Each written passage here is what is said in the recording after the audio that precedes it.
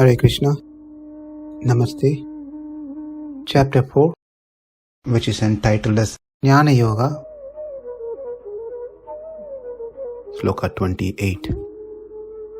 Dravya-yajñā tapo-yajñās yoga-yajñās tathāpare svādhyāya-jñāna-yajñāscha yatayaḥ saṁśita-vratāḥ.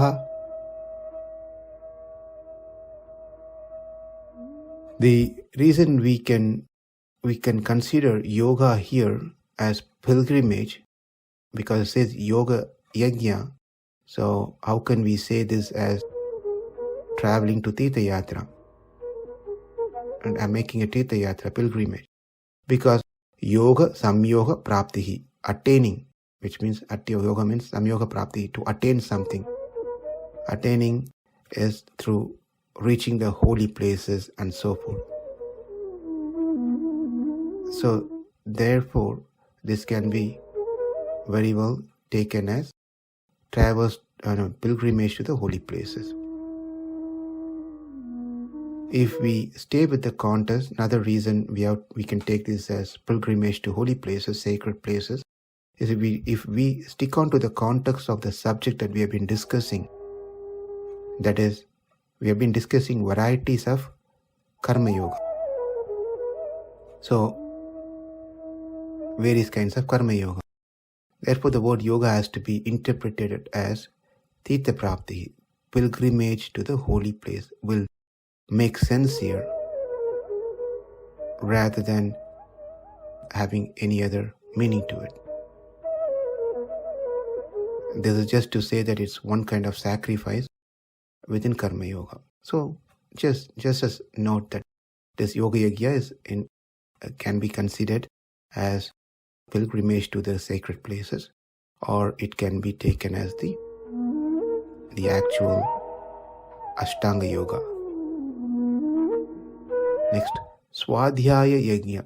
Svādhyāya-yajñā means there are others who engage themselves in the studies of different Vedic literatures, especially the Upanishads and Vedanta Sutras and etc. So within the svādhyāya-yajñā, this can be classified into two: svādhyāya-abhyāsam and svādhyāya-jñāna-abhyāsam. Svādhyāya-abhyāsam means recitation of Vedic text many times, regularly, daily, and they take this as a practice, daily practice, very strictly. Svādhyāya-jñāna-abhyāsam or svādhyāya-vedartha-jñāna-abhyāsam, meaning to know clearly the meaning of the Vedic texts, engaging in discussions on this every day. Some take this as their devoted aspect. So both these kinds are called svādhyāya-yajñā, or engagement in the sacrifice of studies. So all these yogis are faithfully engaged in different kinds of sacrifices and are seeking a higher status of life. As it is mentioned in the last line, yatayaḥ saṁśita-vratāḥ, that is, they do this diligently with strict vows that will gradually elevate them to attain the Atma Darshana, or if one so desire, Paramatma Darshana. So let's see the application part of this sloka for us, for those who are in the path of spirituality, in the path of Krishna consciousness. Dravya-yajñā, giving matters, giving charity, donation to the temple on a regular basis with some commitment. Say, we'll give this much every day, or every week, or every month. Of course, one should not think I'll give every year once in a year and give only $1 when they can give a lot more. I don't think people will go to that extreme. This dravya-yajñā, giving a possession in the form of especially money, is important because it is said that money is honey and it is hard to give it up, which means attachment. We're getting attached. Therefore, for those who are serious in life to get back to God, should start practicing giving their wealth to temples. Tapo-yajñā, sacrifice in austerity, like following Ekadashi, would be the best to do. Fasting on days of great acharyas, fasting on Janmashtami. These things should be a practice in one's life. Tapo-yajñā.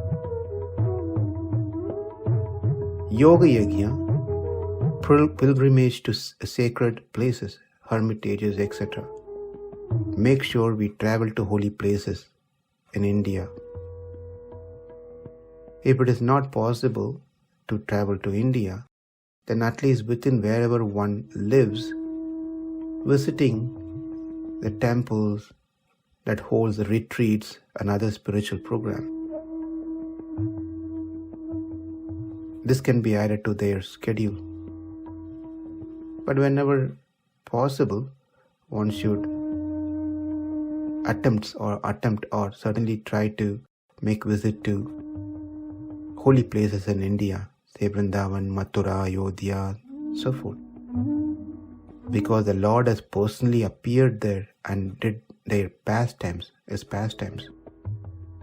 So going to that place, touching the land, dipping ourselves in those holy water, associating with the saintly people over there, taking darshans of the Lord in the temple, hearing the pastimes of the Lord over there. These are all very, very important. Svādhyāya-jñāna-yajñāś, making a habit of reading spiritual literature every day, making a habit of hearing spiritual topics every day. So that is svādhyāya-jñāna-yajñā. So you can see all these four can be followed by anyone. One gives charity regularly. One follows certain vrata like Ekadashi. One be in the association of saintly people by traveling to holy places. And finally, making a habit of reading, say, Bhagavad Gita every day and hearing Bhagavad Gita every day. So all these four should not be a hard one to follow. And it's not sequential, one has to do this. It can all done in parallel or in any orders that one feels comfortable. Dravya-yajñās, tapo-yajñā, yoga-yajñā tathāpare, svādhyāya-jñāna-yajñāscha, yatayaḥ saṁśita-vratāḥ. Namaste. Hare Krishna.